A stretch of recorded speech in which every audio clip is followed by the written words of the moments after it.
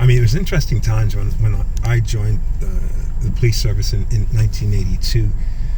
The relationship with police and black community was not good. And I'm not saying that things are great now, but I can tell just by looking at the numbers and the diversity within the organization, there are leaps and bounds have been made. But I remember when I got in, my friends and family, most of the people from the black community, the number one question that was always asked was, are they treating you okay? And so it was weird in the sense that I joined because I always wanted to make a positive difference in lives of people. And, being young and naive, I would think that a police officer's role was to arrest all the bad guys and then the world's a better place for good people. But you find out quickly that that's not even close to the mark. You're dealing with people that are in despair. You're dealing with addiction. You're dealing with a lot of social issues. It's not arresting your way through. It's providing a service, whether you're the primary intervention through apprehension, whatever. But most people wind up having issues that you deal with. It was unique in the sense that being black, there are times where sometimes I'd knock on the door and people would say, this person can come in, but you can't.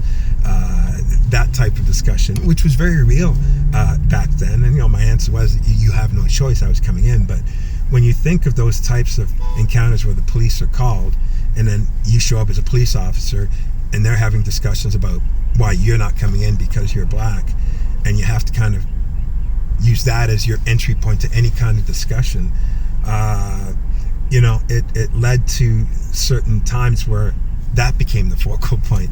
It's interesting because, I get asked different questions that normally would never get asked. What if I tell you that certain members of the black community aren't going to vote for you? I'm kind of going, okay, well, there's a new question, because it's based on the assumption that every person before me that was white, everybody voted for them because they were white. I still, to this day, will go into certain stores, and I won't mention their names, where because of who I am, I'm being followed.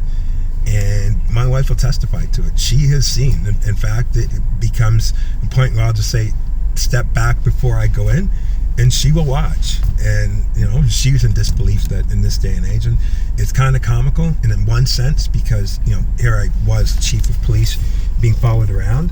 But on another sense, it speaks to the world that we live in.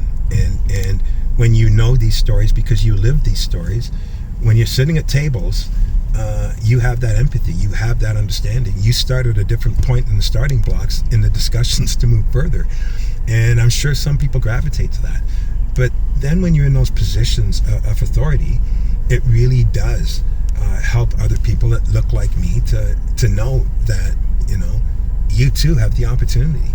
And so if I'm setting a standard or a bar for people that look like me, that's a good day. That's an added bonus to everything. But, I come in with the skills, I come in with the qualifications, I come in with the lived experience, and I come in with the passion and hope to do what I can do to move this city in the right direction that it should be, that it belongs to be, because it's the people that make this city. And that is the one thing I learned over the 38 years of being a police officer.